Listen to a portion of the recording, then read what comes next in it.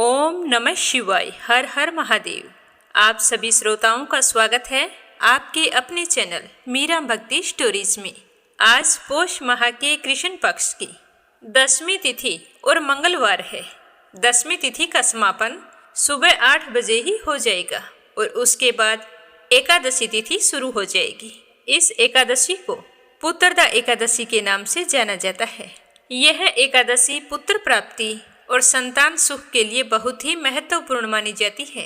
जिन दंपति को संतान की प्राप्ति नहीं हो रही है वो पूरे श्रद्धा भाव से पुत्रदा एकादशी का व्रत करके विष्णु जी से संतान प्राप्ति की कामना करें तो अवश्य ही विष्णु जी के आशीर्वाद से सोनी झोली भर जाती है। तो आप सभी को पुत्रदा एकादशी की हार्दिक शुभकामनाएं। अब अपनी शुभारंभ करते हैं आज की कथा का। प्रेम भाव से कहिए गणेश जी महाराज की जय हो। एक बार एक नगर में एक मालिन रहती थी। बीमारी के चलते उसके पति की मौत हो चुकी थी। उसके एक 4 साल का बेटा था। वह उसी के सहारे अपना जीवन यापन करती थी। उसकी सास बहुत ही कठोर हृदय वाली थी। हमेशा अपनी बहू को ताने मारती, कहती कलंकनी निर्भाग कहीं की मेरे बेटे को खा गई। वो चाहे कितना भी काम करे, अपनी सासू माँ की सेवा करे, पर उसकी सास के मुख से कभी भी उसके लिए एक प्यार का शब्द भी नहीं निकला। उसे दुखी देखकर उसकी सास को कभी भी दुख नहीं होता। वो कभी नहीं सोचती कि इस उम्र में पति को गंवाने के बाद बेचारी कितनी दुखी रहा करती होगी। इन सब बातों को नज़रअंदाज करते हुए वह हर समय अपनी बहू के साथ लड़ाई करती थी, जितनी हो सके तकलीफ देती थी। फिर भी उसकी बहू सामने बोलकर कुछ नहीं कहती, तो इतने से भी उसकी सास का मन नहीं भरा। एक दिन उसने अपने गुस्से के चलते अपने पोते और बहू को घर से निकाल दिया। दोनों माँ बेटे रोते रोते घर से चल पड़े। चलते चलते एक जंगल में पहुँच गए। वहाँ जाकर एक बड़े से पेड़ के नीचे बैठ गए। वहाँ से थोड़ी ही दूरी पर एक गणेश जी का मंदिर था। वहाँ पर बहुत सारे लोग गणेश जी के दर्शन करने आते, वहाँ प्रसाद चढ़ाते और फिर वहाँ मौजूद लोगों को बांट देते। तो वो माँ बेटे दोनों गणेश जी के मंदिर में गए।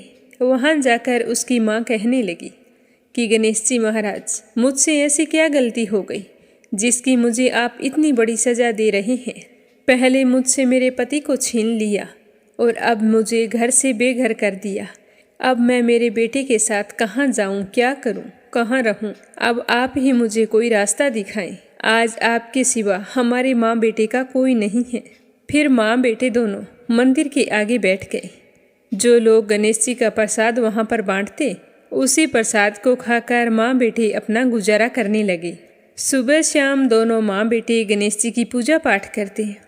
एक दिन बैठे बैठे गणेश जी की कृपा से उन दोनों के मन में आया कि क्यों ना हम जंगल से फूल लाकर बेचें। यहाँ पर रोजाना लोग आते हैं, अगर हम फूल माला बनाकर बेचेंगे तो यहाँ आने वाले लोग पूजा के लिए फूल जरूर खरीदेंगे। तो इस तरह सोचकर दोनों माँ बेटे सुबह जल्दी जंगल में से फूल लाकर फूल माला बनाकर वहाँ पर बैठ जाते। जब गणेश जी के भक्त वहाँ पर आते तो उससे फूल खरीदते और बदले में उन्हें कुछ रुपए दे देते। तो इस तरह फूल बेचते बेचते कई दिन हो गए। तो कुछ रुपए इकट्ठे हो गए, तो उन्हीं रुपयों से वो पूजा की सामग्री और प्रसाद भी लाकर बेचने लगे। गणेश जी की कृपा से आमदनी बढ़ने लगी। धीरे धीरे उनके पास इतना रुपया इकट्ठा हो गया कि उन्होंने एक मकान बना लिया और पास ही में एक दुकान बना ली। अब उस दुकान के अंदर पूजा की सारी सामग्री, मिठाइयाँ, फूल, दुर्वा घास गणेश भक्तों के लिए हर समय मौजूद होता। तो सुविधा के लिए सारे लोग वहीं पर आकर उन्हीं की दुकान से सारा सामान खरीदते। तो वहाँ पर एक राजा की लड़की थी जो रोजाना मंदिर में पूजा करने आती थी और मालिन की दुकान से ही सामान खरीदती थी। तो मालिन के बेटे को देखकर राजकुमारी उस पर मोहित हो गई और उससे विवाह करने की सोचने लगी। एक दिन उसने अपनी भाभी से अपने मन की बात कही तो भाभी अनुभवी थी। उसने कहा कि ननंद बाईसा, यह तो मालिन का बेटा है और तुम एक राजा की बेटी हो। अगर तुम्हारा विवाह इस मालिन के बेटे के साथ किया गया तो इससे हमारी बड़ी बदनामी होगी। पर राजकुमारी नहीं मानी तो उसकी भाभी ने राजकुमारी की माँ यानी कि अपनी सास से यह बात कही कि हमारी बेटी मालिन के बेटे से प्यार करती है और उसी से शादी करना चाहती है। तो उसकी माँ और पिताजी ने उसे बहुत समझाया, पर वो कहने लगी कि मैंने तो प्रतिज्ञा कर ली है, अगर मैं शादी करूँगी तो उसी से करूँगी, नहीं तो मैं शादी नहीं करूँगी। तो राजा कहने लगा कि बेटा, जब तुमने प्रतिज्ञा कर ली है तो मैं तुम्हारी प्रतिज्ञा को कभी नहीं तोड़ूंगा। तो राजा खुशी खुशी अपनी बेटी का विवाह करने के लिए तैयार हो गई और उन्होंने बड़े धूमधाम से अपनी बेटी का विवाह मालिन के बेटे के साथ कर दिया। मालिन ने सबसे पहले बेटे बहू को गणेश जी के मंदिर में ले जाकर पूजा पाठ करवाया और गणेश जी का आशीर्वाद दिलवाया। उसके बाद पूरे नगर में यह बात फैल गई कि गणेश जी की पूजा करने से सारे दुख दर्द दूर हो जाते हैं। ये माँ बेटे यहाँ पर आए थे तो बिल्कुल ही गरीब थे। इनके पास खाने के लिए अनाज और पहनने के लिए कपड़े भी नहीं थे। और देखो, गणेश जी की कृपा से इनके पास कितना धन हो गया है। और आज इस लड़के की शादी राजकुमार की बेटी के साथ हो गई है। तो सारे गांव वाले उसी गणेश मंदिर पर पूजा करने के लिए आने लगे और उन्हीं की दुकान से सामान खरीदते। तो ऐसा करने से मालिन के बेटे का काम दिन दुगना रात चौगुना तरक्की करने लगा। और उधर जिस दिन से मालिन की सास ने उन माँ बेटे को घर से निकाला था, उसी दिन से उसके अन्नदाता रूठ गए थे। उसके घर में घाटा लगने लगा और सारा सामान बिक गया। धीरे धीरे वह समय भी आ गया जब उस बुढ़िया को एक समय का भोजन भी नसीब नहीं होता था। उसे भूखा मरता देखकर गांव के लोग उस पर बिल्कुल भी दया नहीं दिखाते थे। कहते थे कि अपनी बेचारी विधवा बहू को किस तरह से लड़ाई करके इसने घर से बाहर निकाल दिया है, तो अपनी करनी का फल भुगत रही है। वो तो बेचारी आज ना जाने कहाँ होगी। पहले तो भगवान ने उससे उसका पति छीन लिया और फिर एकमात्र घर का सहारा था जो इस बुढ़िया ने छीन लिया। तो यह सुनकर बुढ़िया को अपने किए पर बहुत ही पछतावा होता और गांव वालों की बेरुखी देखकर एक दिन वो रोती बिलखती गांव छोड़कर निकल गई और चलते चलते उसी जंगल में पहुंच गई जहां गणेश जी का मंदिर था। वहां पहुंचकर मालिन के बेटे से कहने लगी कि बेटा, मैं तो कई दिनों से भूखी हूँ, मुझे 2 वक्त की रोटी दे दिया करो, इसके बदले में मैं तुम्हारा सारा काम कर दूंगी। तो लड़के को दया आ गई और उसने उसे काम पर रख लिया। उसने अपने दादी को नहीं पहचाना और उसने उस बुढ़िया को भोजन करवाया। फिर बुढ़िया काम पर लग गई। जैसे ही शाम हुई तो मालिन घर आई। उसने अपनी सास को देखते ही पहचान लिया और कहने लगी कि सासू माँ, आप यहाँ कैसे? तो सास ने पोते की तरफ इशारा करके कहा कि मेरी इस सेठ के यहाँ नौकरी लग गई है। तो उसकी बहू कहने लगी कि सासू माँ, आप ये कैसी बातें कर रही हो?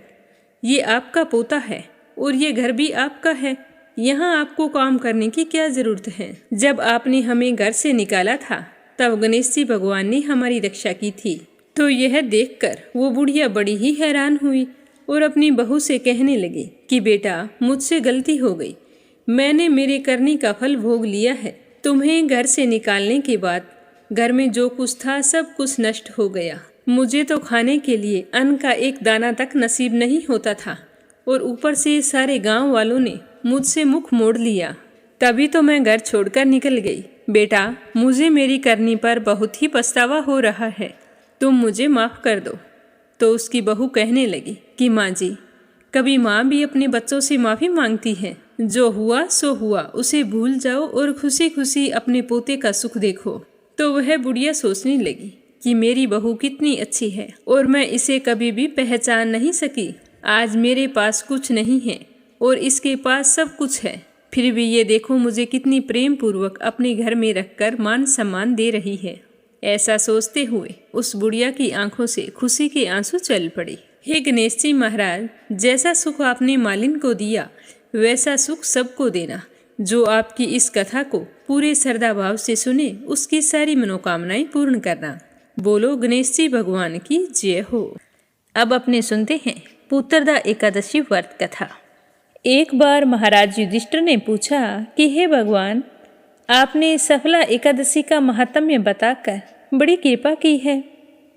अब कृपया करके मुझे यह बतलाइए कि पौष माह के शुक्ल एकादशी का नाम क्या है, उसकी विधि क्या है और इस दिन कौन से देवता का पूजन किया जाता है और व्रत रखने से हमें कौन से पुण्य फलों की प्राप्ति होती है, आज जानने की मेरी बड़ी ही उत्सुकता हो रही है।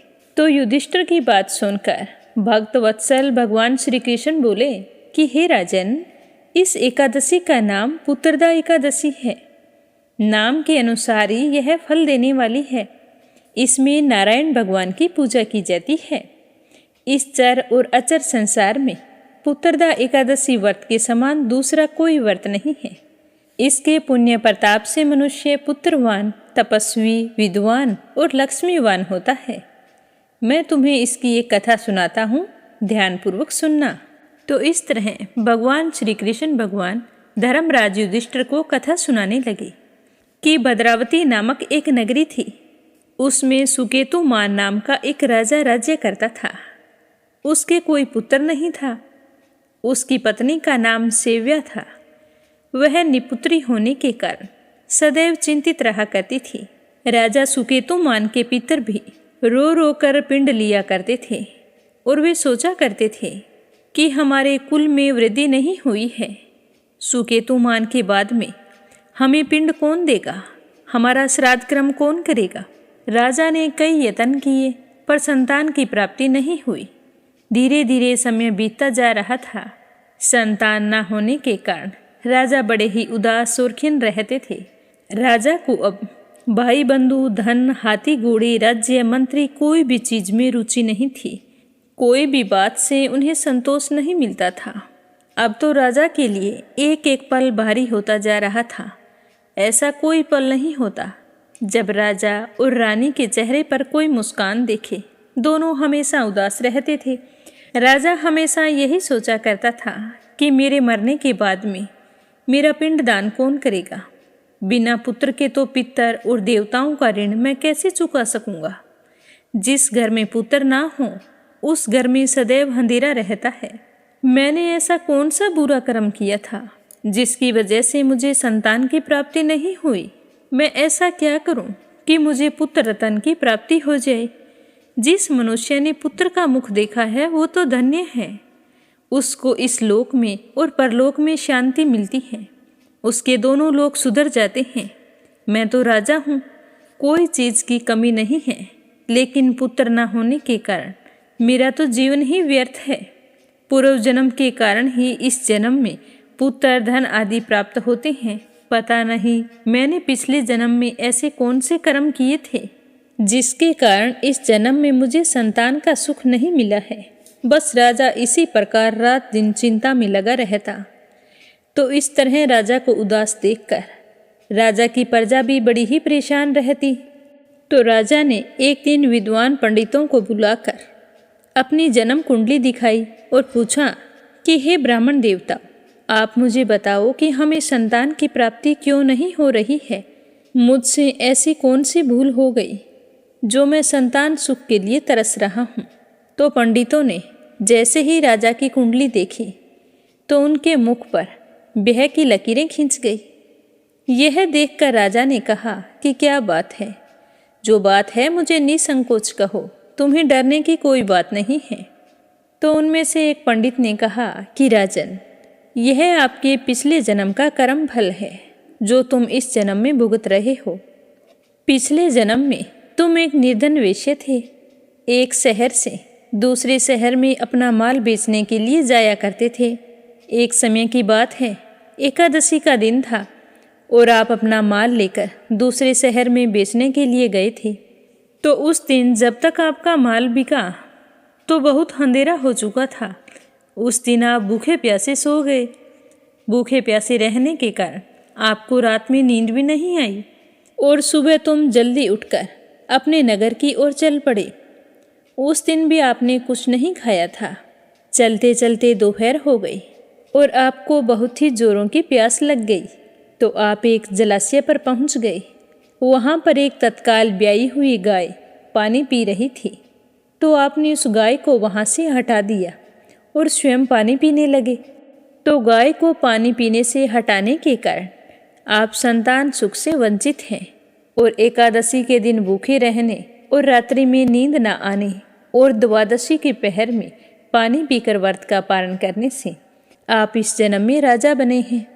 तो राजा ने कहा कि हे ब्राह्मण देवताओं, आप मुझे इसका कोई उपाय बतलाइए। तो उन्होंने कहा कि राजन, ये तो कर्म फल है, जो लौट कर आते हैं यह तो आपको भुगतना ही पड़ेगा।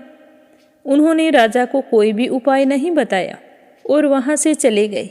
ब्राह्मणों की बात सुनकर राजा को बहुत ही दुख हुआ। सोचने लगे कि पूर्व जन्म का एक पाप मुझे इस जन्म में इस तरह से परेशान कर रहा है।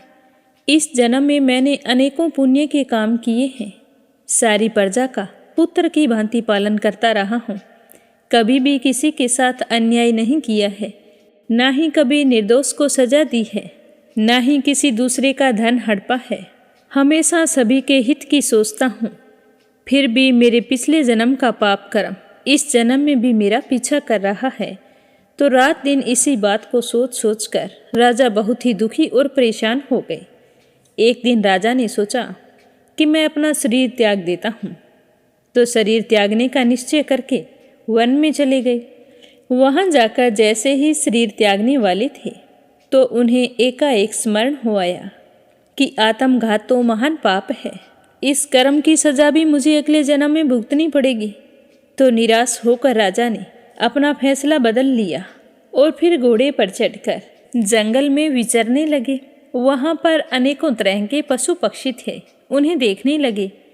उन्होंने देखा कि वन में मृग, व्याघ्र, सूअर, सिंह, बंदर, सर्प आदि भ्रमण कर रहे हैं। हाथी अपने बच्चों और हथनियों के बीच में घूम रहा है। इस वन में कहीं तो गीदड़ अपने कर्कश स्वर में बोल रहे हैं, कहीं उल्लू ध्वनि कर रहे हैं। वन के दृश्यों को देखकर राजा सोचने लगे कि इन पशु पक्षियों के भी अपने अपने बच्चे हैं, सारे अपने बच्चों के साथ कितने प्रेम से बैठे हैं। इसी प्रकार सोच विचार में आधा दिन बीत गया। राजा सोचने लगे कि मैंने कई यज्ञ किए, ब्राह्मणों को स्वादिष्ट भोजन से तृप्त किया, फिर भी मुझे यह दुख क्यों प्राप्त हुआ, मुझे संतान की प्राप्ति क्यों नहीं हुई। राजा को हर पल संतान की कमी खलती रहती। तो राजा अत्यंत दुखी होकर इधर उधर भटकने लगा। गर्मी के दिन थे, राजा को बुरी तरह से प्यास लग गई और दूर दूर तक कहीं भी पानी नजर नहीं आ रहा था। तो एक पगडंडी पकड़कर राजा पानी की तलाश में चले गए। थोड़ी दूर जाने पर उन्होंने एक सरोवर देखा। उस सरोवर में कमल खिले थे तथा सारस, हंस, मगरमच्छ आदि विहार कर रहे थे। उस सरोवर के चारों तरफ मुनियों के आश्रम बने हुए थे। उसी समय राजा के दाहिने अंग फड़कने लगे। तो राजा ने सोचा कि ये तो शुभ शगुन है। तो यह सोचकर राजा मुनियों के पास गए और दंडवत प्रणाम करके वहाँ पर बैठ गए। राजा को देखकर मुनियों ने कहा कि हे राजन, हम तुमसे अत्यंत प्रसन्न हैं, तुम्हारी क्या इच्छा है, हमें बताओ। तो राजा कहने लगे कि महाराज, आप कौन हैं और किस लिए यहाँ पर आए हैं, कृपया करके यह बतलाइए। तो मुनि कहने लगे कि हे राजन, आज संतान देने वाली पुत्रदा एकादशी का व्रत है। हम लोग विश्वदेव हैं और इस सरोवर में स्नान करने के लिए आए हैं। तो यह सुनकर राजा बड़े ही विनीत स्वर में कहने लगे कि महाराज, मेरे भी कोई संतान नहीं है। यदि आप मुझ पर प्रसन्न हैं तो मुझे एक पुत्र का वरदान दीजिए। तो राजा की बात सुनकर मुनि कहने लगे कि हे राजन, आज सावन माह की पुत्रदा एकादशी है। आज आप इसका व्रत करें और फिर पोष माह के शुक्ल पक्ष में जो एकादशी आए उस दिन भी आप पुत्रदा एकादशी का विधि विधान से व्रत करें और विष्णु भगवान से पुत्र प्राप्ति की कामना करें। तो भगवान श्री हरि विष्णु की कृपा से आपकी मनोकामना अवश्य पूर्ण होंगी। तो राजा मुनियों से पुत्रदा एकादशी व्रत की विधि पूछने लगे। विधि पूछकर कहा कि मैं स्नान करके आता हूँ, आप मुझे इसकी कथा सुना देना। मुझे पूरा विश्वास है कि इस व्रत को करने से मेरे घर में पुत्र रत्न की प्राप्ति जरूर होगी। ऐसा कहकर राजा स्नान करने चले गए और स्नान करने के पश्चात मुनियों के पास आकर पुत्रदा एकादशी की विधि पूर्वक कथा सुनी। भगवान श्री हरि विष्णु की पूजा अर्चना की। फिर वहीं मुनियों के आश्रम पर ठहर गए। रात में विष्णु जी का कीर्तन किया और दूसरे दिन द्वादशी में स्नान ध्यान करने के बाद में व्रत का पारण किया। इसके पश्चात मुनियों को प्रणाम करके वापिस महल में आ गई। कुछ दिन बीतने के बाद में व्रत के पुण्य प्रभाव से रानी ने गर्भ धारण किया और फिर सावन से 5 महीने बाद में पौष मास की पुत्रदा एकादशी आई तो राजा और रानी दोनों ने पुत्रदा एकादशी का व्रत किया। तो व्रत के प्रभाव से रानी ने एक बहुत ही सुंदर पुत्र को जन्म दिया। तो पुत्र पाकर राजा और रानी की खुशी का कोई ठिकाना नहीं रहा। पूरे नगर में खूब खुशियां मनाई गई। राजा के महल में आई इस खुशी से हर नगरवासी बहुत ही खुश था। उसके बाद राजा ने ऐलान किया कि आज के बाद सारे नगरवासी पुत्रदा एकादशी का व्रत किया करें। तो उसके बाद सावन और पौष माह में आने वाली पुत्रदा एकादशी का व्रत सारे स्त्री पुरुष करने लगे। इस व्रत के पुण्य प्रभाव से राजा का राजकुमार अत्यंत सूरवीर, यशस्वी और प्रजापालक हुआ। बड़ा होने पर राजा उसे उत्तराधिकारी बनाकर स्वयं वन में चले गए और जाकर विष्णु जी की तपस्या करने लगे। इस तरह कथा सुनाकर श्री कृष्ण भगवान बोले कि हे राजन, पुत्र की प्राप्ति के लिए पुत्रदा एकादशी का व्रत जरूर करना चाहिए। जो मनुष्य पुत्रदा एकादशी के दिन हमारे बीच में हुए इस महात्म्य को सुनता है, पढ़ता है या सुनाता है, वह अपने जीवन के समस्त सुखों का भोग करता है, अपनी संतान की ओर से कभी भी निराश नहीं होता और अंत काल में स्वर्ग लोक को जाता है। तो प्रेम से बोलो विष्णु भगवान की जय हो। अब अपने सुनेंगे मंगलवार की कथा। बोलो हनुमान जी बाबा की जय हो। एक बार नेमिषारण्य तीर्थ में 88,000 मुनि एकत्रित होकर सूत जी से पूछने लगे कि हे महामुनि, आपने हमें अनेक पुराणों की कथाएं सुनाई हैं। अब कृपया करके हमें कोई ऐसा व्रत और उसकी कथा बताइए जिसके करने से संतान की प्राप्ति हो तथा मनुष्य को रोग, शोक, अग्नि, सर्प आदि का भय न रहे। कलयुग में सभी जीवों की आयु बहुत ही कम होती है। अगर उन्हें इस तरह रोग और चिंता के कष्ट लगे रहेंगे तो वे श्री हरि के चरणों में अपना ध्यान कैसे लगा पाएंगे। तो श्री सूत जी ने कहा कि हे मुनियों, एक बार युधिष्ठिर ने भगवान श्री कृष्ण से लोक कल्याण के लिए यही प्रश्न किया था। भगवान श्री कृष्ण और युधिष्ठिर का संवाद आज मैं आपके सामने कहता हूँ, आप ध्यान देकर सुनना। एक समय हस्तिनापुर की राजसभा में योगी राज श्री कृष्ण बैठे हुए थे। तब युधिष्ठिर ने भगवान श्री कृष्ण से प्रश्न किया कि हे प्रभु, हे नंद नंदन गोविंद, आपने मुझे अनेकों कथाएं सुनाई हैं। आज कृपया करके मुझे कोई ऐसा व्रत या कथा सुनाइए जिसके करने से मनुष्य रोग, चिंता तथा भय से मुक्त हो जाए तथा उसे पुत्र की प्राप्ति हो। हे प्रभु, बिना पुत्र मनुष्य का जीवन व्यर्थ है, क्योंकि बिना पुत्र के मनुष्य नरक का गामी होता है। पुत्र के बिना मनुष्य का पितर ऋण से छुटकारा नहीं हो पाता। उसके पितर लोक में सदा अतृप्त रहते हैं। अतः कोई पुत्रदायक व्रत बतलाइए। तो भगवान श्री कृष्ण कहने लगे कि हे राजन, मैं आपको एक प्राचीन इतिहास सुनाता हूँ, आप उसे ध्यान देकर सुनना। कुंडलपुर नाम के नगर में एक बुद्धिमान ब्राह्मण रहता था। उसका गुजारा मुश्किल से होता था। उसे अपने गरीब होने का उतना दुख नहीं था जितना कि उसके संतान न होने के कारण वह दुखी रहता था। उसकी पत्नी सुनंदा पतिव्रता नारी थी। वह भक्तिपूर्वक श्री हनुमान जी की आराधना किया करती थी। मंगलवार के दिन व्रत करके अंत में भोजन बनाकर हनुमान जी को भोग लगाने के बाद स्वयं भोजन करती थी। एक दिन मंगलवार को गृह कार्य अधिक होने के कारण वह हनुमान जी को भोग लगाना भूल गई, जिससे उसे बहुत ही दुख हुआ। तो उसने उस दिन खुद भी भोजन नहीं किया और मन ही मन प्रण लिया कि मैं अब अगले मंगलवार को ही हनुमान जी को भोग लगाकर अन्न जल ग्रहण करूंगी। तो 6 दिन तक ब्राह्मणी सुनंदा अपने प्रण के अनुसार भूखी प्यासी और निराहार रही, परंतु 7वें दिन मंगलवार को वह प्रातः ही बेहोश होकर गिर पड़ी। सुनंदा की इस असीम भक्ति से श्री हनुमान जी बहुत ही प्रसन्न हुए और उसके सम्मुख प्रकट होकर कहने लगे कि सुनंदा, मैं तेरी भक्ति से बहुत ही प्रसन्न हूँ। तू उठ और वरदान मांग।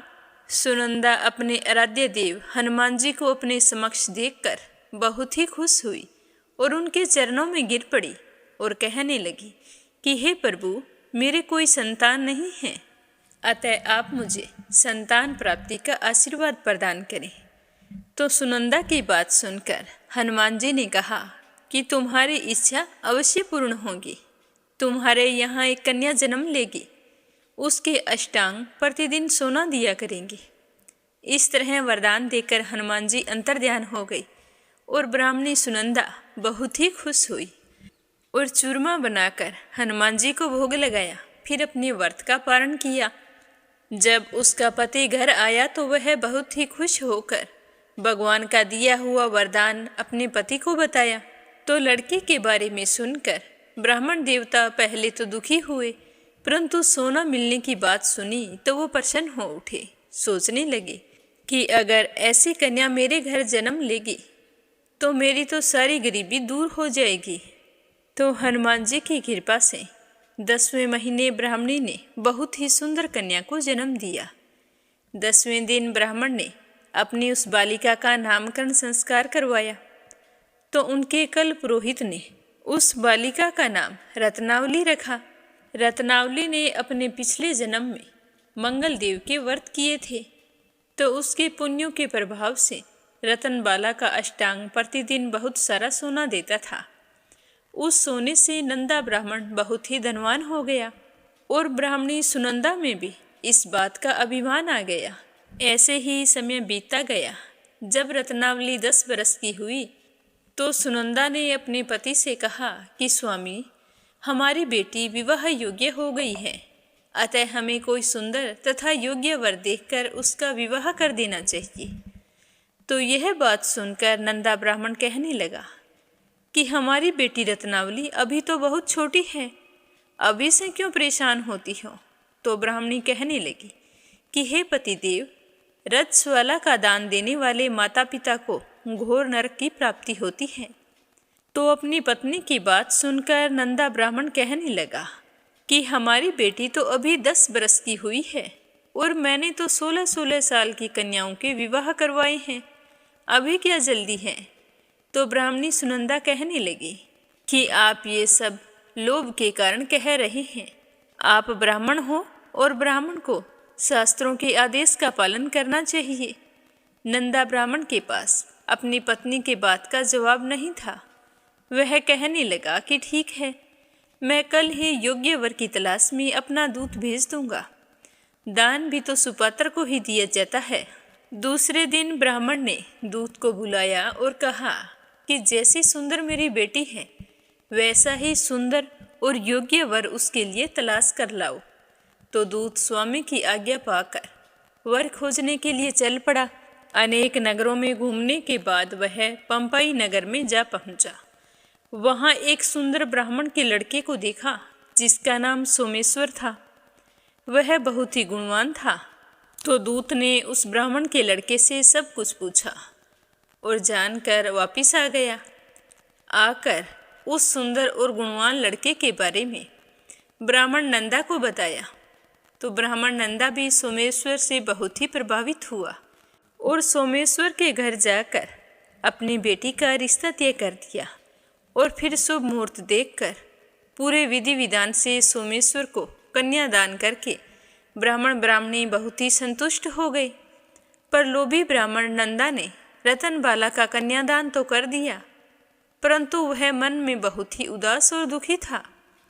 वह विचार कर रहा था कि रतनबाला तो अब ससुराल चली जाएगी, अब इसे जो सोना मुझे मिलता था वो तो बंद हो जाएगा, और जो कुछ मेरे पास धन बचा कर रखा हुआ था वह तो इसके विवाह में खर्च हो गया, और जो धन शेष है वो थोड़े ही दिनों में समाप्त हो जाएगा और मैं फिर से गरीब हो जाऊंगा। तो मुझे कोई ऐसा उपाय करना चाहिए जिससे रतनबाला मेरे घर पर ही रहे। तो इस तरह सोचते सोचते उसने एक क्रूर निर्णय ले लिया।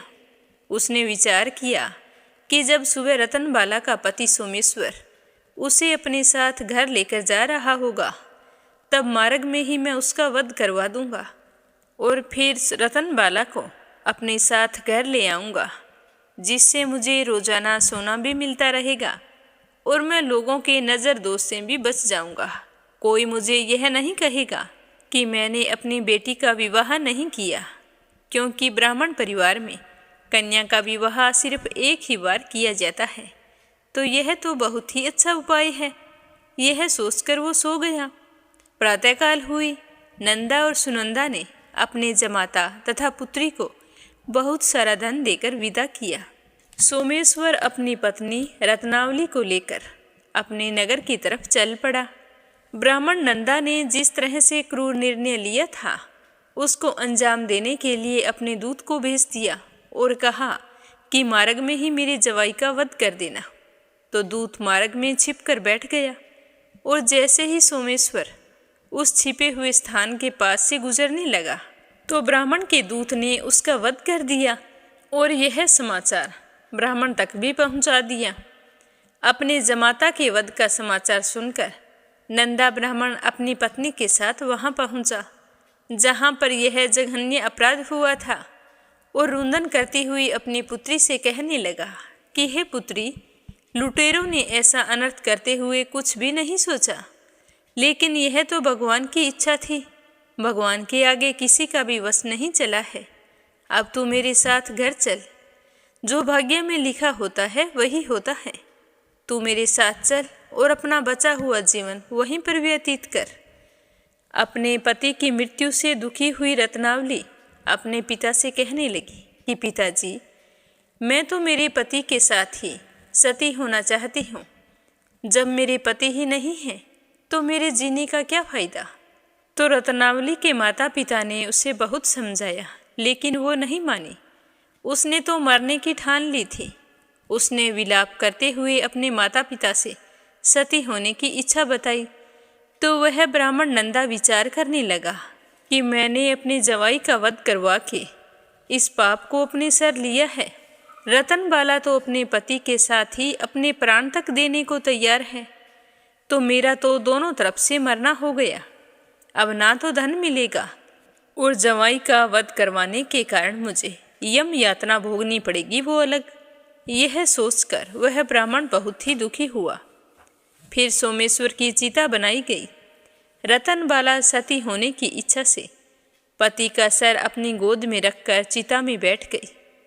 जैसे ही चिता को अग्नि दी गई, वैसे ही प्रसन्न होकर मंगलदेव वहां पर प्रकट हो गए और कहने लगे कि हे रत्नावली, मैं तेरी पति भक्ति से बहुत ही प्रसन्न हूँ। तू वरदान मांग। तो रतनबाला ने अपने पति का जीवन दान मांगा। तो मंगलदेव कहने लगे कि रतनबाला, तेरा पति अजर अमर है, इसके अलावा तेरी कोई और इच्छा हो तो वो मांग। तो रतनबाला कहने लगी कि हे ग्रहों के स्वामी, यदि आप मुझ पर इतने ही प्रसन्न हैं तो मुझे यह वरदान दीजिए कि जो भी मनुष्य मंगलवार के दिन प्रातःकाल लाल पुष्प, लाल चंदन से आपका पूजन करे, उसे रोग व्याधि ना हो, स्वजनों से उसका कभी वियोग ना हो, सर्प, अग्नि तथा स्त्रुओं का कोई भय ना रहे, उसका घर परिवार सभी प्रकार के सुखों से भरा रहे, ऋण करता ऋण से मुक्त होकर धन संपत्ति का स्वामी हो जाए। जो स्त्री मंगलवार का व्रत करे वह कभी विधवा ना हो। तो रतनबाला की बात सुनकर मंगलदेव तथास्तु कहकर अंतर्ध्यान हो गई। मंगलदेव की कृपा से सोमेश्वर जीवित हो गया। अपने पति को पुनः जीवित पाकर रतनबाला बहुत ही प्रसन्न हुई। सोमेश्वर अपनी पत्नी को लेकर अपने नगर को चला गया। रतनबाला को यह पता चल गया था कि उसके पति की हत्या लोभ के कारण उसके पिता ने करवाई है, लेकिन उसने किसी को कुछ नहीं बताया। उसने अपने पिता को क्षमा कर दिया। पति पत्नी आजीवन मंगल व्रत करने लगे और मंगलदेव की कृपा से इस लोक का सुख ऐश्वर्य भोग कर अंत में स्वर्ग लोक को गई। हे हनुमान जी बाबा, जो भी व्यक्ति मंगलवार के दिन व्रत रखकर आपकी इस परम पावन कथा को सुने उसकी सारी मनोकामनाएं पूर्ण करना और अपना आशीर्वाद हमेशा उस पर बनाए रखना। बोलो हनुमान जी बाबा की जय हो। बोलो विष्णु भगवान की जय हो। क्षीर सागर में एक त्रिकुट नाम का एक प्रसिद्ध और श्रेष्ठ पर्वत था। उस पर्वत की ऊंचाई आसमान को छूती थी। उसकी लंबाई चौड़ाई भी काफी दूर तक फैली हुई थी। उस पर्वत के 3 शिखर थे। पहला सोने का, दूसरा चांदी का और तीसरा लोहे का था। इन तीनों की चमक से समुद्र, आकाश और दिशाएं जगमगाती रहती थी। इसके अलावा भी उसकी कई छोटी छोटी चोटियां थी जो रत्न और कीमती धातुओं से बनी हुई थी। सब ओर से समुद्र की लहरें आकर इस पर्वत के निचले भाग से टकराती थी, जिससे ऐसा लगता था कि समुद्र इसके पांव पखार रहा है। पर्वत की तलहटी में तरह तरह के जानवर बसेरा बनाए हुए थे। इसके ऊपर बहुत सारी नदियां और सरोवर भी थे। इसी पर्वतराज त्रिकूट की तराई में एक तपस्वी महात्मा रहते थे। उन महात्मा का नाम था वरुण। महात्मा वरुण ने वहां पर एक बहुत सुंदर सा बगीचा बनाया था और उस बगीचे के अंदर अपनी कुटिया बना रखी थी। उस बगीचे का नाम ऋतुमान था। इसमें सब ओर से अत्यंत दिव्य वृक्ष शोभा पा रहे थे जो हमेशा फल फूलों से लदे रहते थे। इस बगीचे के अंदर एक छोटा सा सरोवर भी था जिसमें सुंदर सुंदर कमल के फूल खिले रहते थे तथा नाना प्रकार के कुमुद, उत्पल, शतदल कमल अपनी अनूठी छटा बिखराते रहते थे। हंस, चक्रवाक और सारस आदि पक्षी भी झुंड के झुंड वहां पर बैठे रहते थे। मछली और कछुओं के खिलवाड़ से कमल के फूल जो हिलते थे तो उनसे उनका पराग झड़कर सरोवर के जल को और भी अधिक सुगंधित कर देता था। कदम, नरकुल, बैंत, बैन आदि वृक्षों से यह घिरा रहता था। कुंद, कुर्बक, अशोक, सिरस, वन मल्लिका, सोन जूही नाग, हरसिंगार, मल्लिका, सतपतर, माधवी और मोगरा आदि सुंदर सुंदर फूल हर ऋतु में लगे रहते थे, जिसके कारण उस महात्मा की वह बगीचे बहुत ही सुंदर दिखाई देती थी। क्षीर सागर से त्रिकुट पर्वत पर सब कुछ ठीक ठाक चल रहा था, लेकिन एक बार एक ऐसी घटना घट गई जिसे देखकर सभी का कलेजा कांप उठा। इस पर्वत के घोर जंगल में एक विशाल मतवाला हाथी रहता था। वह कई शक्तिशाली हाथियों का सरदार था। उसके पीछे बड़े बड़े हाथियों के झुंड चलते थे। इस हाथी से उसके महान बल के कारण बड़े बड़े हिंसक जानवर डरते थे, लेकिन छोटे जानवर लंगूर, भैंसे, भेड़िए, हिरण, रींछ, कुत्ते, खरगोश वे सारे इसकी छत्र छाया में निर्भय होकर घुमा करते थे, क्योंकि उसके रहते कोई भी हिंसक जानवर उन पर हमला नहीं कर सकता था। वह हाथी बड़ा ही मदमस्त था। उसके सिर के पास से टपकते मद का पान करने के लिए भंवरे उसके पास गूंजते रहते थे। एक दिन की बात है, बड़े जोरों की धूप थी। वह हाथी प्यास से व्याकुल हो उठा और अपने झुंड के साथ उसी सरोवर में उतर पड़ा जो त्रिकुट की तराई में स्थित था। जल उस समय अत्यंत शीतल और अमृत के समान मधुर था, तो वह गजराज उस जल को अपनी सूंड में भर भर कर जी भर के पिया और उसके बाद सूंड भरकर साथ आई हथनियों को नहलाने लगा और खुद पर भी पानी की बौछार करके अपनी थकान मिटाई। इस तरह ठंडे और शीतल जल में वह हाथी सब कुछ भूल चुका था। वह जल क्रीड़ा का आनंद उठा रहा था।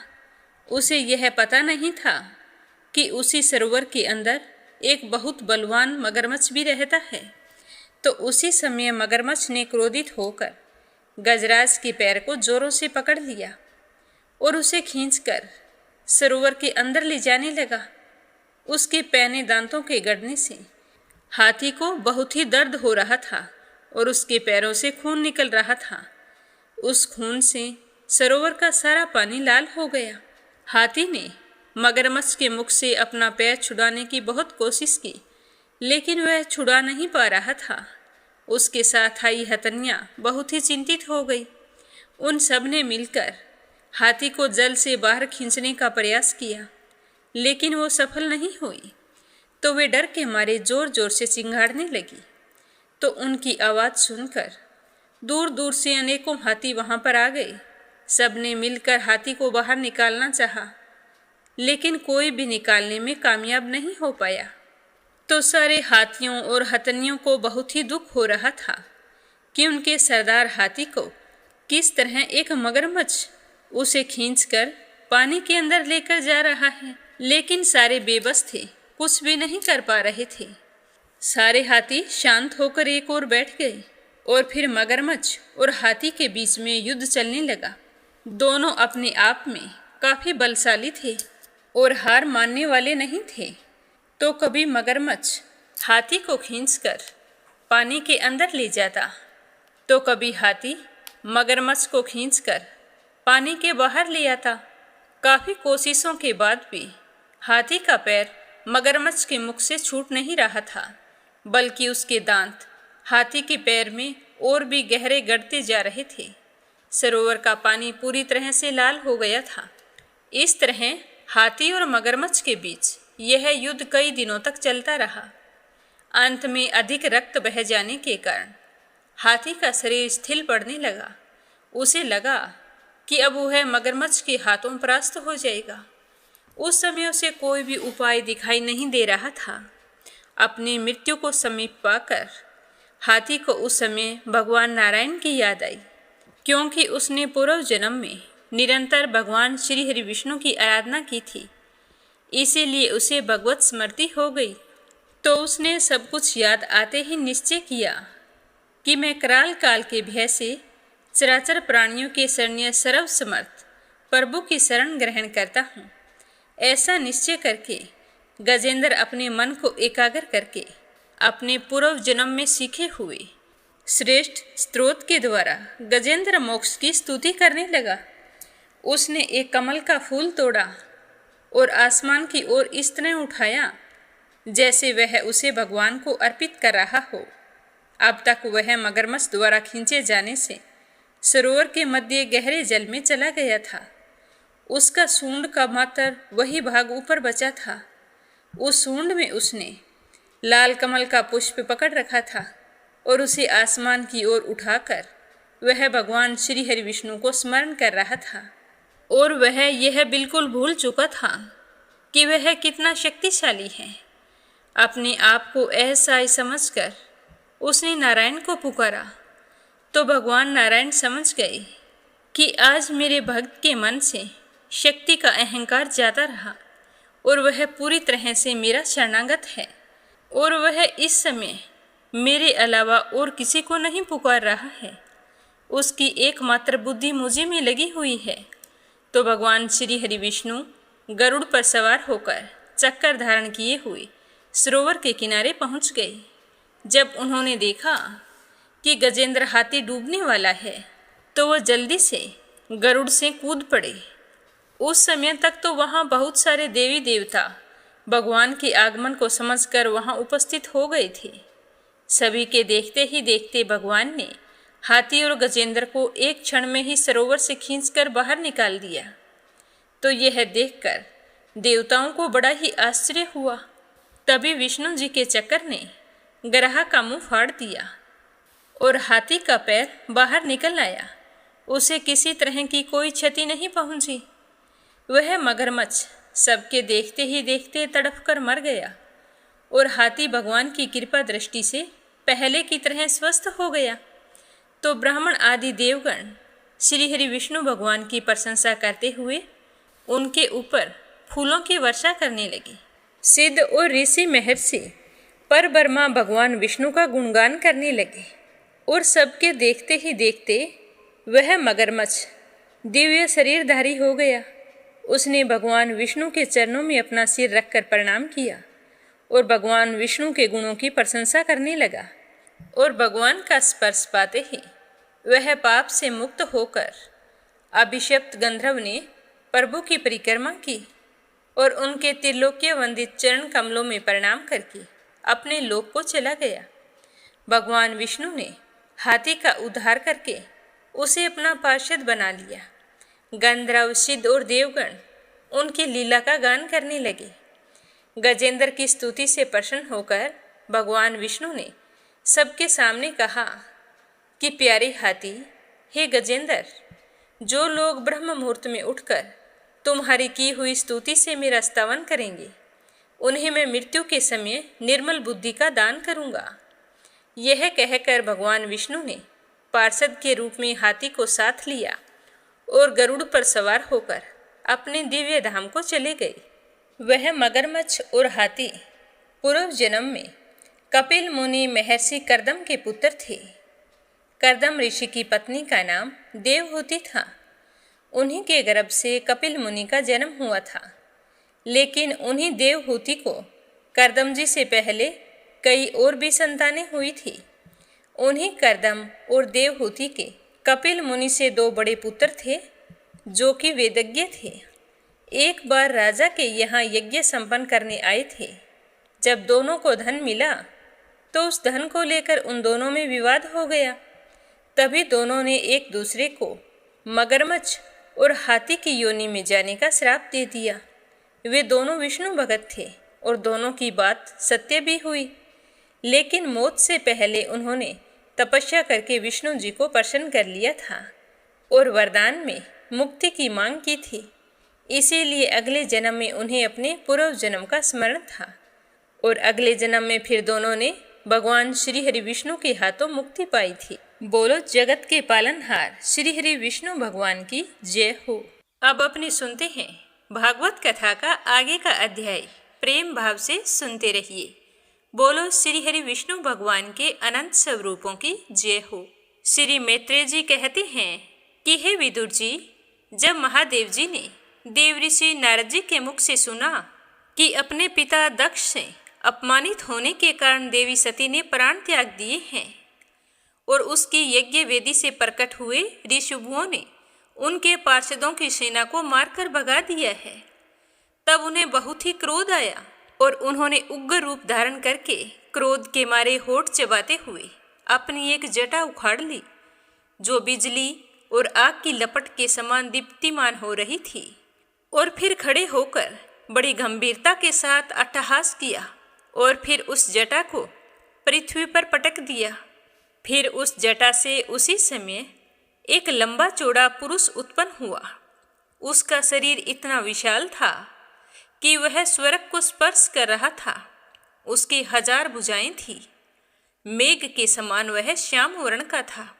सूर्य के समान जलते हुए 3 नेत्र थे। विकराल दाढ़ें थी। अग्नि के ज्वालाओं के समान लाल लाल जटाएं थी। उसके गले में नर मुंडों की माला थी और हाथों में तरह तरह के अस्त्र शस्त्र थे। और फिर उसने प्रकट होते ही हाथ जोड़कर भोलेनाथ से कहा कि हे भगवान, आपका क्या आदेश है, मैं क्या करूं? तो उसकी बात सुनकर भगवान भोले शंकर ने कहा कि हे वीर रुद्र, तू मेरा अंश है, इसीलिए मेरे पार्षदों का अधिनायक बनकर तुम तुरंत ही वहां जा और दक्ष के उस यज्ञ को नष्ट भ्रष्ट कर दे। तो देवाधिदेव भगवान शंकर की क्रोध भरी आज्ञा को सुनकर वीरभद्र ने उन्हें प्रणाम किया और फिर भोले शंकर की परिक्रमा करके चलने को तैयार हो गया। उस समय उन्हें ऐसा मालूम होने लगा कि पूरे संसार में मेरे वेग का सामना करने वाला और कोई नहीं है और मैं बड़े से बड़े वीर का भी वेग सहन कर सकता हूँ। वो भयंकर सिंहनाद करते हुए एक अति कराल त्रिशूल हाथ में लेकर दक्ष के यज्ञ मंडप की ओर दौड़ पड़ा। उनके पास जो त्रिशूल था वह संसार संहारक मृत्यु का भी संहार करने में समर्थ था। भगवान रुद्र के और भी बहुत से सेवक गर्जना करते हुए उनके पीछे पीछे चल पड़े। उस समय वीरभद्र के पैरों के नुपुर आदि आभूषण झन झन की आवाज कर रहे थे और इधर यज्ञशाला में बैठे हुए ऋत्विज, यजमान, सदस्य तथा अन्य ब्राह्मण और ब्राह्मणियों ने जब उत्तर दिशा की ओर से धूल उड़ती देखी तो वे सोचने लगे कि यह अंधेरा कैसे हो रहा है और ये इतनी धूल कहाँ से आ रही है। इस समय ना तो आंधी चल रही है और ना ही कभी इस जगह पर लुटेरों के बारे में सुना है, क्योंकि अपराधियों को कठोर दंड देने वाला राजा प्राचीन बरही अभी जीवित है। अभी गौओं के आने का समय भी नहीं हुआ है, फिर ये धूल कहाँ से आ रही है? क्या इसी समय संसार का प्रलय होने वाला तो नहीं है? इस तरह सारे चिंतित हो गए। तब दक्ष पत्नी प्रसूति और अन्य स्त्रियों ने व्याकुल होकर कहा कि प्रजापति दक्ष ने अपनी सारी कन्याओं के सामने बेचारे निरपराध सती का तिरस्कार किया था। मालूम हो रहा है कि यह सब उसी का फल है, या फिर संहार मूर्ति भगवान रुद्र के अनादर का परिणाम है, क्योंकि दक्ष प्रजापति उनसे वैर भाव रखते थे और आज तो हद ही कर दी। उनकी अर्धांगिनी सती को उनसे अलग कर दिया, तो भोलेनाथ यह कभी सहन नहीं कर पाएंगे। आज तो जरूर प्रलय होगी। प्रलय काल उपस्थित होने पर जिस समय वे अपने जटाजूट को बिखेर कर शस्त्र अस्त्रों से सुसज्जित होकर अपनी भुजाओं को ध्वजा के समान फैलाकर तांडव नृत्य करते हैं, उस समय उनके त्रिशूल के फालों से दिग्गज भी बन जाते हैं तथा उनके मेघ गर्जन के समान भयंकर अट्टहास से दिशाएं विदीर्ण हो जाती है। पता नहीं आज क्या होने वाला है। उस समय उनका तेज बहुत ही असह्य होता है, कोई भी उस तेज को सहन नहीं कर पाता। उस समय भोलेनाथ अपनी बोहें टेढ़ी करने के कारण बड़े ही भयानक जान पड़ते हैं और उनकी विकराल दाढ़ों से तारागण अस्त व्यस्त हो जाते हैं। उन क्रोध में भरे हुए भगवान शंकर को बार बार कुपित करने वाला पुरुष साक्षात विधाता ही क्यों ना हो, उनका कभी कल्याण नहीं हो सकता है। जो लोग महात्मा दक्ष के यज्ञ में बैठे थे, वे भय के कारण एक दूसरे की ओर कातर दृष्टि से निहारते हुए ऐसे ही तरह तरह की बातें कर रहे थे कि इतने में आकाश और पृथ्वी में सब और भयंकर उत्पात होने लगे। हे विदुर जी, इस समय दौड़कर आए हुए रुद्र सेवकों ने उस महान यज्ञ मंडप को चारों ओर से घेर लिया। वे सारे के सारे तरह तरह के अस्त्र शस्त्र लिए हुए थे। उनमें कोई बोने, कोई भूरे रंग के, कोई पीले रंग के और कोई मगर के समान पेट और मुख वाले थे। उनमें से किन्हीं ने यज्ञशाला के पूर्व और पश्चिम के खंभों के बीच में आड़े रखे हुए डंडों को तोड़ दिया, तो किसी ने यज्ञशाला के पश्चिम की ओर स्थित पत्नीशाला को नष्ट कर दिया और किसी ने यज्ञशाला के सामने सभा मंडप और मंडप के आगे उत्तर की ओर स्थित अग्निधरशाला को तोड़ दिया और किसी ने यजमान गृह और पाकशाला को तहस नहस कर डाला और किसी ने यज्ञ के पात्र फोड़े, किसी ने अग्नियों को बुझाया और कईयों ने यज्ञ मंडप में मूत्र त्याग दिया और किसी ने वेदी की सीमा के सूत्रों को तोड़ डाला और कोई मुनियों को तंग करने लगा, कोई स्त्रियों को डराने धमकाने लगा और किसी ने अपने पास से होकर भागते हुए देवताओं को पकड़ लिया। मणिमान ने भृगु ऋषि को बांध लिया और वीरभद्र ने प्रजापति दक्ष को कैद कर लिया तथा चंडी ने पूषा को और नंदीश्वर ने भृगु देवता को पकड़ लिया। भगवान शंकर के पार्षदों की यह भयंकर लीला देखकर सारे लोग बहुत ही भयभीत हो गए, क्योंकि उस समय उनके द्वारा कंकड़ पत्थरों की बारिश हो रही थी। तो उनकी मार से तंग आकर जितने भी ऋत्विज सदस्य और देवता लोग थे, उन्हें जहाँ जगह मिली वो वहीं भाग लिए। भृगुजी हाथ में जुआ लिए हवन कर रहे थे, तो वीरभद्र ने उनकी दाढ़ी मूंछें नोच ली, क्योंकि इन्होंने प्रजापतियों की सभा में अपनी मूंछों को तान देते हुए महादेव जी का उपहास किया था। उन्होंने क्रोध में भरकर भृगु देवता को पृथ्वी पर पटक दिया और उनकी आंखें निकाल ली, क्योंकि जब दक्ष देव सभा में श्री महादेव जी को भला बुरा कह रहे थे और श्राप दे रहे थे, उस समय इन्होंने दक्ष को अपने शय देकर उकसाया था। किसी ने भी यह नहीं कहा कि आप क्रोध में आकर ऐसा मत करो, महादेव जी को श्राप मत दो। इसके पश्चात जैसे ही अनिरुद्ध के विवाह के समय बलराम जी ने कलिंग राज के दांत उखाड़े थे, उसी प्रकार उन्होंने पूषा के दांत उखाड़ लिए, क्योंकि जब दक्ष ने महादेव जी को गालियां दी थी उस समय ये दांत दिखाकर हंस रहे थे। फिर वे दक्ष की छाती पर बैठकर एक तेज तलवार से उनका सर काटने लगे, परंतु बहुत प्रयास करने पर भी वे उसे उस समय धड़ से अलग नहीं कर सके। जब किसी प्रकार के अस्त्र शस्त्र से दक्ष की गर्दन नहीं कटी तो यह देखकर वीरभद्र को बहुत ही आश्चर्य हुआ और वे बहुत देर तक सोच विचार करते रहे।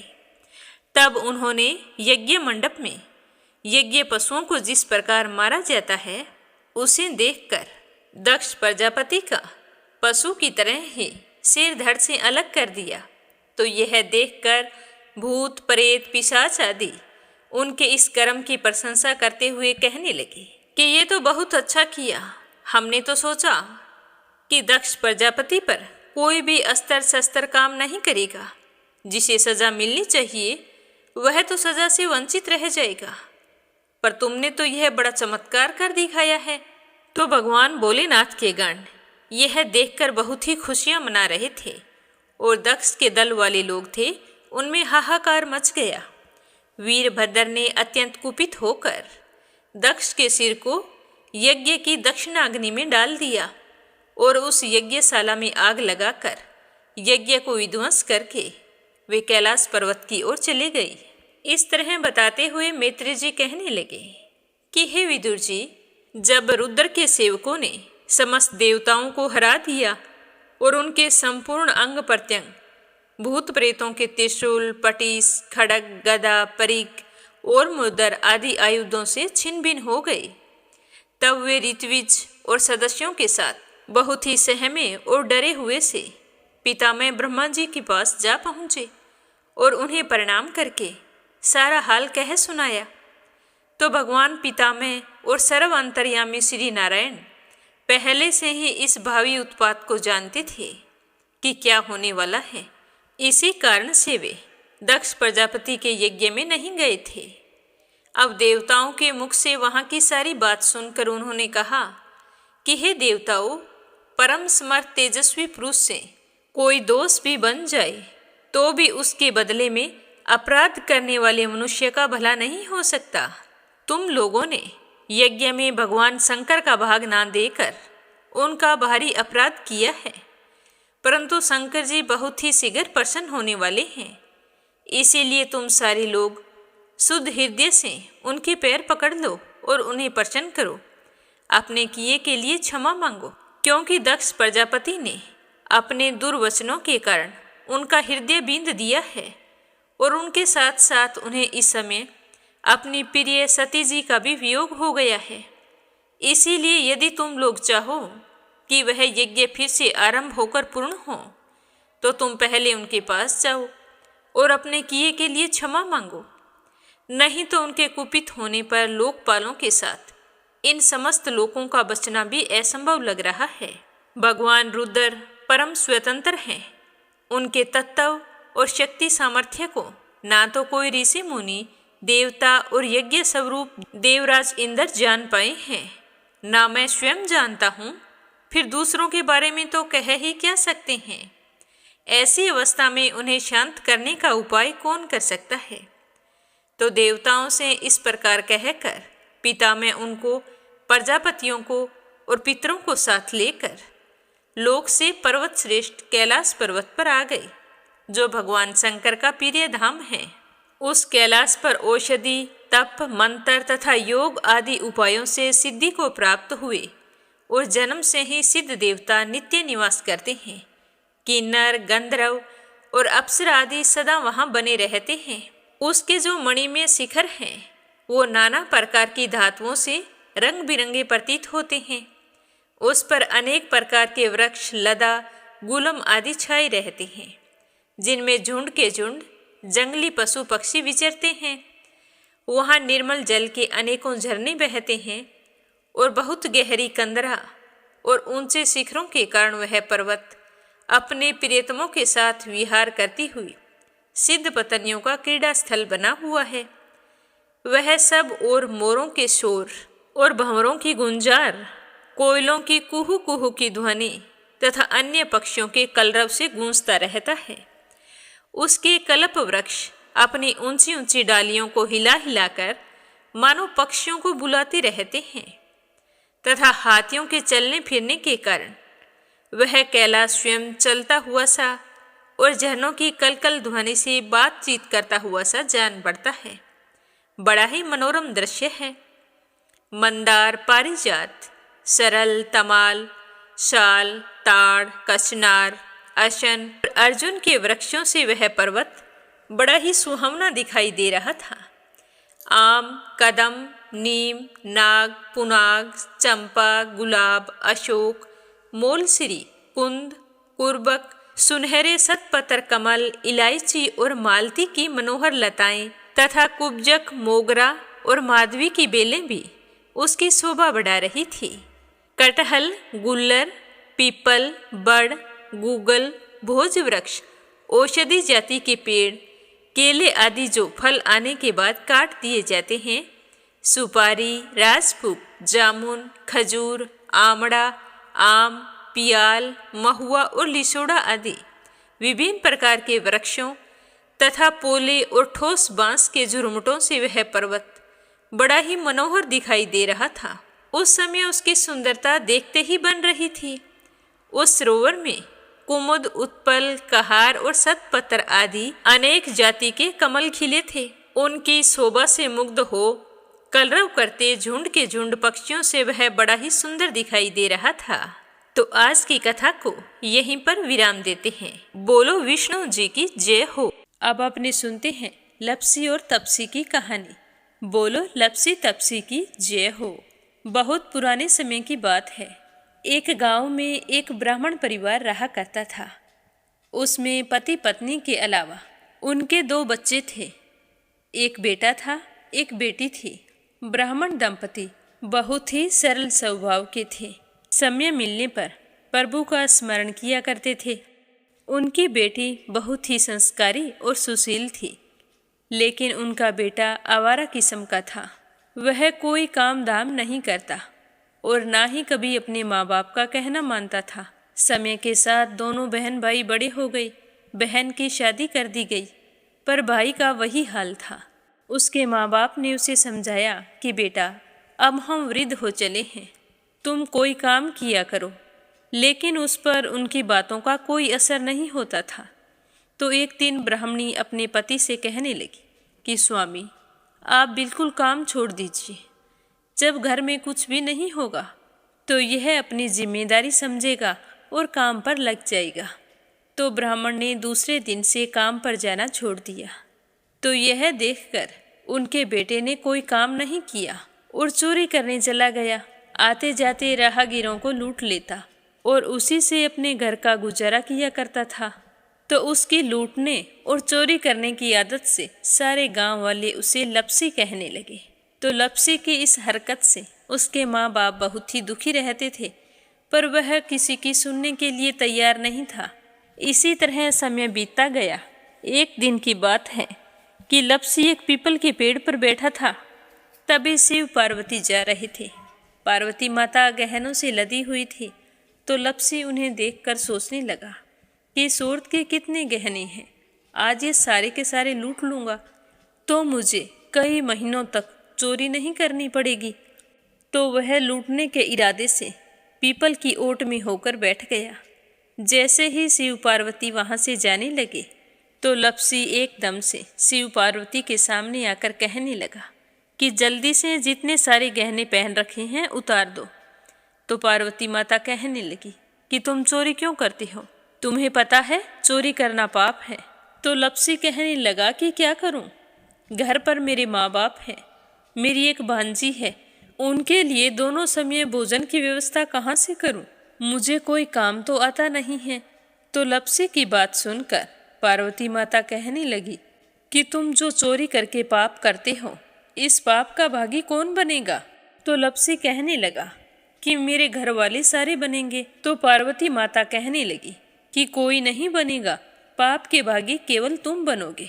तो लपसी कहने लगा कि मैं लूट खोस कर उन्हीं के लिए लेकर जाता हूँ, तो पाप के बागी तो उन्हें बनना ही पड़ेगा। तो लप्सी की बात सुनकर पार्वती माता ने हंसकर कहा कि हम यहीं पर बैठे हैं और तुम अपने घर जाओ। अपने घर वालों से पूछो कि कोई तुम्हारे पाप का भागी बनेगा क्या।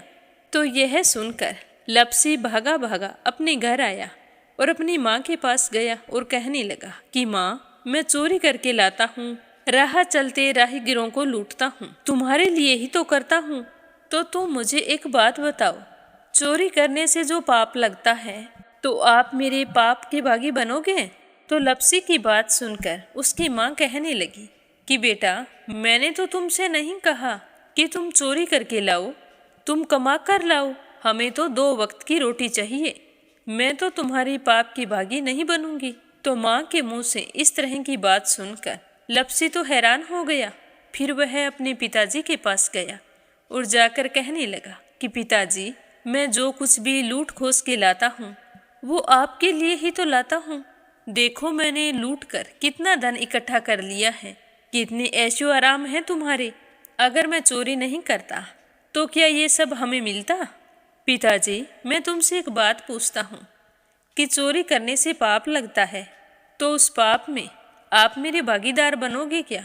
तो लप्सी की बात सुनकर उसके पिताजी कहने लगे कि बेटा, मैंने नहीं कहा कि तुम चोरी करके लाओ, तुम कमा कर लाओ, मैं तुम्हारे पाप का भागी नहीं बनूंगा। तो माँ बाप के मुंह से इस तरह की बात सुनकर वह बहुत ही उदास हुआ और सोचने लगा कि मैं कितने महीनों से चोरी कर रहा हूँ, ना जाने मुझ पर कितना पाप चढ़ गया है, और ये तो बोल रहे हैं कि पाप के भागी हम नहीं बनेंगे, तो अब क्या होगा। तो वह बड़े ही दुखी मन से शिव पार्वती से मिलने के लिए चल पड़ा। जैसे ही घर से बाहर निकलने लगा तो उसकी छोटी सी भांजी दरवाजे पर खेल रही थी। उसे पता नहीं था कि पाप पुण्य क्या होता है, तो वो कहने लगी कि मामा, पाप की भागी मैं बनूंगी। तो उसके इस तरह कहते ही लप्सी ने उसे गोद में उठाया और चल पड़ा। शिवजी भगवान और पार्वती माता के पास जाकर कहने लगा कि घर वालों ने पाप का भागी बनने से मना कर दिया है और एक यही है जो पाप की भागी बनने को तैयार है। फिर लप्सी बड़े ही दीन स्वर में कहने लगा कि हे भगवान, मैं समझ गया हूँ कि चोरी करना पाप है। आज तक जो मैंने काम किया वो बहुत ही गलत था, लेकिन अब मैं इसका प्रायश्चित करना चाहता हूँ। अब तुम ही बताओ, मुझे मेरे पापों से मुक्ति कैसे मिलेगी? तो उसकी बात सुनकर शिव पार्वती बहुत ही खुश हुए और लप्सी को कच्चे सूत का एक छोटा सा गोला देते हुए कहा कि लप्सी, ये सूत लो और इस पीपल के चारों ओर परिक्रमा लगाओ। जब यह सूत समाप्त हो जाएगा तब तुम्हारे सारे पाप नष्ट हो जाएंगे। तो यह सुनकर लप्सी बहुत ही खुश हुआ। सोचने लगा कि छोटा सा गोला है, अभी लपेट कर घर चला जाऊंगा, उसके बाद में कभी कोई पाप नहीं करूंगा। फिर उसने अपनी बांजी को कंधे पर बैठाया और पीपल की परिक्रमा लगानी शुरू कर दी। अब भगवान का वह सूत खत्म कहाँ होने वाला था। लप्सी चक्कर लगाता गया पर वह सूत खत्म नहीं हुआ। चक्कर लगाते लगाते 1 महीने, 6 महीने, साल, पूरे 12 साल बीत गए, पर वह सूत खत्म नहीं हुआ। 12 साल बाद एक बार फिर शिव पार्वती जी वहाँ से गुजर रहे थे, तो पार्वती माता ने कहा कि स्वामी, चलो लप्सी को चलकर देखते हैं। तो शिवजी कहने लगे, वो चोरी करने वाला, लूटने वाला कब का चला गया होगा। तो पार्वती माता कहने लगी कि नहीं स्वामी, चलकर देखने में क्या जाता है, चलो एक बार देखते हैं। तो शिव पार्वती जी जैसे ही पीपल वृक्ष के पास आए तो देखा कि लप्सी तो अब भी चक्कर लगा रहा है। वहाँ चारों ओर गहरी खाई हो गई है और लप्सी की बड़ी बड़ी दाढ़ी, मूंछें, नाखून बढ़ गए हैं। तो यह देखकर पार्वती माता ने कहा कि देखो स्वामी, आप तो कह रहे थे कि वो कब का ही चला गया, देखो इसके मन में सच्ची भक्ति है। तो पार्वती की बात सुनकर शिवजी ने कहा कि चलो अभी देख लेता हूँ। तो यह कहकर शिवजी ने एक सोने का कड़ा लप्सी के आगे फेंक दिया। तो लप्सी ने झट से उसके ऊपर पैर कर लिया। फिर अचानक से उसका ध्यान शिव पार्वती जी की ओर गया तो वो हाथ जोड़कर कहने लगा कि भगवान, अब तो मेरे पाप समाप्त हो गए होंगे। आप मुझे यहाँ से जाने की आज्ञा दीजिए। आपका यह सूत अभी तक खत्म नहीं हुआ है। तो शिवजी भगवान ने कहा कि तुम्हारे पाप कर्म भी अभी तक पूरे नहीं हुए हैं। तो शिवजी की बात सुनकर लप्सी कहने लगा कि भगवान, मुझे पूरे 12 वर्ष हो गए हैं आपकी भक्ति करते करते, और अब भी आप मुझ पर शक कर रहे हैं। तो शिवजी ने कहा कि अपना पैर उठाओ। तो जैसे ही लप्सी ने अपना पैर उठाया तो उसके पैर के नीचे सोने का कड़ा था। तो यह देखकर लप्सी शर्मिंदा हो गया और कहने लगा कि प्रभु, गलती हो गई, मुझे माफ़ करो, आगे से मैं ऐसी गलती कभी नहीं करूँगा। तो शिवजी कहने लगे कि नहीं लप्सी, तुम्हारा पाप ऐसे पूरा नहीं हो सकता। अब तुम्हें 12 वर्ष तक और इसी तरह परिक्रमा करनी होगी, उसी के बाद तुम्हारे पाप समाप्त होंगे। यह कहकर शिव पार्वती वहाँ से चले गए और वह फिर से पीपल के पेड़ की परिक्रमा करता रहा। करते करते 12 साल बीत गए। 12 साल बाद में शिव पार्वती जी वहाँ पर आए तो उन्होंने देखा कि आज भी वो वहीं पर चक्कर लगा रहा है। तो शिवजी ने फिर उसके सामने सोने की अंगूठी फेंकी, पर उसने कोई ध्यान नहीं दिया। तो शिवजी भगवान प्रसन्न होकर कहने लगे कि हे लप्सी, आज से तुम मेरी तपस्या करके तपसी बन गए हो। मैं तुम्हें वरदान देता हूँ कि तुम अपने जीवन में सारे सुखों को प्राप्त करेगा। और तूने 24 बरस तक मेरी भक्ति की है, इसका फल भी तुझे अवश्य मिलेगा। जो भी औरत गाय और कुत्ते की रोटी नहीं बनाएगी, उसका पुण्य फल तुम्हें मिलेगा। आंगन लीप कर दहलीज नहीं लीपेगी, तो उसका पुण्य फल भी तुझे ही मिलेगा। अगर हमारे घर की बहन बेटी को हम सूट, तीवल या साड़ी भेंट स्वरूप देते हैं, तो साथ में मोली का धागा और कुछ रुपये नहीं देंगे, तो उसका पुण्य फल भी तुम्हें ही मिलेगा। अगर कोई दिए से दिया जलाएगा, तो उसका पुण्य फल भी तुम्हें ही मिलेगा। अगर व्रत और पूजा पाठ में सारी कहानी सुन ले और तुम्हारी कहानी ना सुने, तो उसका पुण्य फल भी तुम्हें ही मिलेगा। कहा जाता है कि तभी से सुबह पहली रोटी गाय की और सुबह की अंतिम रोटी छोटी बनाई जाती है, और शाम को अंतिम रोटी बड़ी बनाई जाती है जो कुत्ते की होती है। और दिए से दिया भी नहीं जलाया जाता। और घर की बहन बेटियों को सूट और तीवल के साथ भेंट स्वरूप कुछ रुपए भी जरूर दिए जाते हैं। और उसी दिन से हर व्रत कथा के बाद में लप्सी तपसी की कहानी जरूर सुनी जाती है। और कथा समाप्त होने पर कहा जाता है कि लप्सी का फल लप्सी को मिले, तपसी का फल तपसी को मिले। हमारी पूजा पाठ का, हमारे व्रत का और हमारी कहानी का पुण्य फल हमें मिले। बोलो लप्सी तपसी की जय हो। तो ये थी लप्सी और तपसी की कहानी। लप्सी तपसी 2 भाई नहीं थे। लप्सी और तपसी एक ही आदमी का नाम था। लूट कर लाता था, इसीलिए उसे लप्सी के नाम से पुकारते थे। और फिर भगवान की तपस्या करने के कारण उसे तपसी के नाम से जाना जाने लगा। बोलो लप्सी तपसी की जय हो। अब अपने सुनेंगे कथा सुनने वाले प्यारे श्रोताओं के नाम। तो आज का पहला कमेंट है अपराजिता मीना श्रीवास्तव, नेपाल से। दूसरा है संजय, सोनिया, हिताक्षी, दीपेश, मयंक, हरियाणा से। और तीसरा है प्रोमिला रानी, विश्वास, सुधीर, राजेश, संजय, कनाडा से। विप्लव हांजोंग, असम से। परमेश्वरी रघुवीर सिंह हैं, दिल्ली से। आरती खैरावर, अगरखर से। डॉक्टर चंद्रमणि मनिका, डॉक्टर रुक्मिणी देवी, कैला देवी, हंसराज जी, पवन कुमार जी, संजीव कुमार जी, रंजन, मान्या, याम्या, दिल्ली से। कमला, गुरुग्राम से। श्रीमती शर्मा, अलीगढ़ से। आशा अग्रवाल, लड्डू, मोहित, अंकुर अग्रवाल, आगरा से। निर्मला सिसोदिया, दिल्ली से। श्रीमती यशोदा, उड़ीसा से। यूएन तिवारी, इंदिरा तिवारी, लखनऊ से। लक्ष्मी, सुमित्रा, शिवराज हीरो, सोवा शर्मा, पोखरा से। रवि सेनी, सीमा सेनी, मलियाना से। राधा रोहिला, दिल्ली से। सीमा जोशी, रवि कुमार जोशी, दिल्ली से। नीलम जायसवाल, हैदराबाद से। शीला सिन्हा, मीरा श्रीवास्तव, ममता श्रीवास्तव, माला छम्मा मनोज, जौनपुर से। सरिता, शामली से। मीनू वालिया, दिल्ली से। सरला रानी, करणपुर से।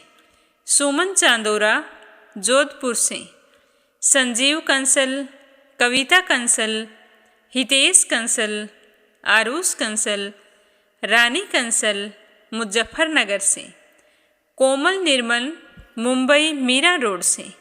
सुनीता गोस्वामी, गीता गोस्वामी, पीयूष सोनी, मेरठ से। श्यामवती, सुषमा, विष्णु, कार्तिक, पूर्वी, रूपेश, गौरी, शिवम, हरियाणा से। सुनीता पंवार, कृषु पंवार, मध्य प्रदेश से। विमला, नेपाल से। सुनीता रानी, मेरठ से। मोनिका नागर, तिगांव से।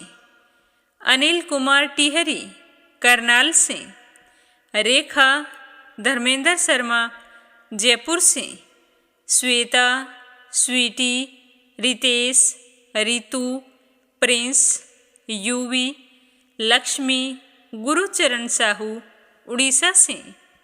सरोज अग्रवाल, जबलपुर से। वंदना वर्मा, इंदौर से। गोपाल प्रसाद अग्रवाल, श्री रमेश चंद्र अग्रवाल, श्री कृष्ण मुरारी अग्रवाल, श्रीमती फूलवती देवी अग्रवाल, श्रीमान लाला सेठ, श्री बनवारी लाल जी अग्रवाल, हाथरस से। नीमा मठपाल, रामनगर से। शोभा कुंवर पुरोहित, अहमदाबाद से। मीरा अग्रवाल, बंगाल से। चंद्रकांता, दिल्ली से। बीना, देविका, कनिका वाशने, अलीगढ़ से। श्रीचंद यादव, गया बिहार से। निशा द्विवेदी, कानपुर से। सरोज अग्रवाल, जबलपुर से। अनीता गुप्ता, भरतपुर से। संगीता अग्रवाल, कमला देवी अग्रवाल, दुलिया, महाराष्ट्र से। मंजू चौधरी, भीलवाड़ा से। कमलेश भल्ला, जम्मू से। किरण, पानीपत से। उषा शर्मा, सोजत सिटी से। मधु, विनोद प्रजापति, साहिल, सिद्धांत प्रजापति, जबलपुर से। शांताबेन वाघेला, गुजरात के मंडल से। रुक्मणी शर्मा, अंबाला से।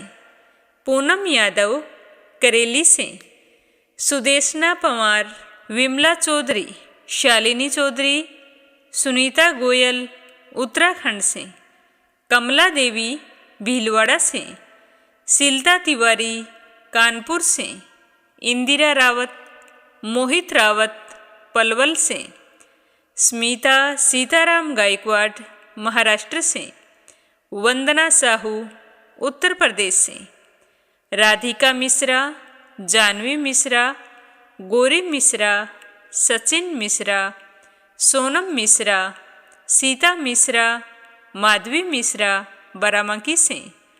सावित्री ईश्वरलाल रामचंदानी, गाजियाबाद से।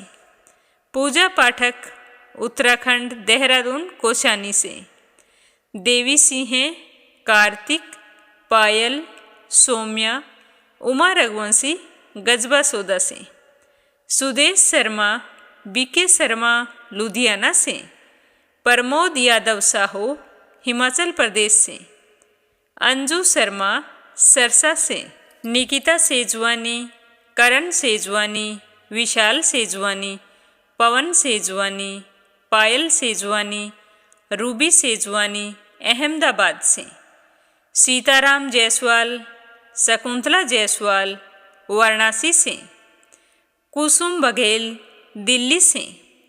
मंजुला कपूर, पंजाब से। पूजा पाठक, उत्तराखंड, देहरादून, कोसानी से। अशोक कुमार जी भटनागर, भोपाल, मध्य प्रदेश से। जयश्री पंवार, गोरखनाथ पंवार, आरना, शीतल, विश्वजीत पंवार, महाराष्ट्र से, कमलेश लाल रुड़की से, सुनीता चौहान चंडीगढ़ से। आप सभी श्रोताओं का बहुत बहुत धन्यवाद। अपना साथ और सहयोग हमेशा इसी तरह बनाए रखना ताकि हमारा यह परिवार खूब बड़ा हो, खूब तरक्की करे। आप सभी के सुख सौभाग्य की कामना करते हुए ओम नमः शिवाय, हर हर महादेव।